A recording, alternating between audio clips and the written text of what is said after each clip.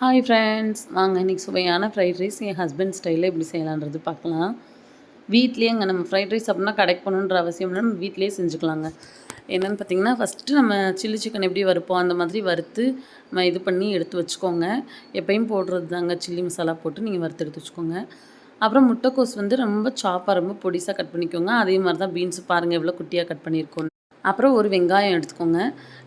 Already வந்து நீங்கள் பார்த்தீங்கன்னா பாஸ்மதி அரிசி தாங்க எடுத்துருக்கோம். ஒரே ஒரு டம்ளர் தாங்க எடுத்துருக்கோம். எடுத்து அதை வந்து ஒரு 90% ஆல்ரெடி வேக வச்சு பாயில் பண்ணி வடித்து தான் எடுத்து வச்சுருக்கோம். அப்புறம் முட்டை, சோயா சாஸ் எல்லாம் எடுத்து வச்சுட்டு வந்து கொஞ்சம் வந்து கடாயில் வந்து எண்ணெய் ஊற்றிக்கோங்க. எண்ணெய் ஊற்றிட்டு ஃபஸ்ட்டு பீன்ஸும் முட்டைக்கோஸும் போட்டுக்கலாம். அதுக்கு தேவையான சால்ட் கொஞ்சம், அப்புறம் ஆனியன் கொஞ்சங்க. அது வதங்கினோடனே போட்டுட்டு கொஞ்சம் அது நல்லா ஒரு 50% கொஞ்சம் அந்த இதுலேயே வேகணுங்க. இது வந்து நாங்கள் சாதாரண அடுப்பில் செஞ்சோம்னா கொஞ்சம் டைம் எடுக்குதுங்க, அவ்வளோதான்.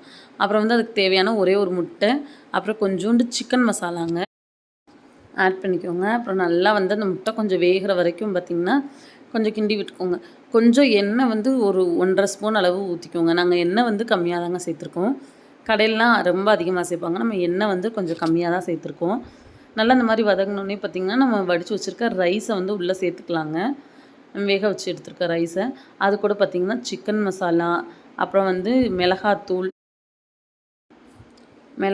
சேர்த்துக்கோங்க. அப்புறம்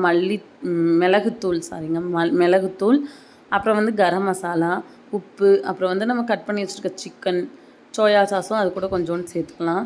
சேர்த்து நல்லா மிக்ஸ் பண்ணிடுங்க. நல்லா மிக்ஸ் பண்ணி அந்த ஏற்கனவே 90% வெந்திருக்கு. இன்னும் கொஞ்சம் இதிலே ஒரு 5% வேகணுங்க.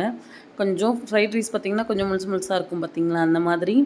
ஆனால் கொஞ்சம் வெந்திருக்கணுங்க. அந்த மாதிரி நல்லா போட்டு நீங்கள் கிண்டி எடுத்துக்கோங்க. அவ்வளோதாங்க. இந்த மாதிரி நீங்கள் வீட்டில் ஒரே ஒரு டைம் செஞ்சு பாருங்கள். ரொம்ப சிம்பிளுங்க. நம்ம கடையில் வாங்குறத விட வீட்டில் ரொம்ப சிம்பிளாக செஞ்சிடலாம். டேஸ்ட்டும் சூப்பராகவே இருந்துச்சுங்க, நல்லா இருந்துச்சு. கண்டிப்பாக நீங்களும் ட்ரை பண்ணி பார்த்துட்டு எப்படி இருந்துச்சுன்னு சொல்லி கமெண்ட்டில் சொல்லுங்கள். கடையில் வாங்கி நம்ம அவ்வளோ ஆயில் ஊற்றி என்ன போடுவாங்கன்னே தெரியாமல் வாங்கி சாப்பிட்றதுக்கு நம்ம வீட்டில் இந்த மாதிரி செஞ்சு சாப்பிட்லாங்க. உடம்புக்கும் நல்லது. என்றைக்கோ ஒரு நாள் சாப்பிட்லாம், தப்பு இல்லைங்க. இன்னொரு வீடியோவில் பார்க்கலாம். பாய்.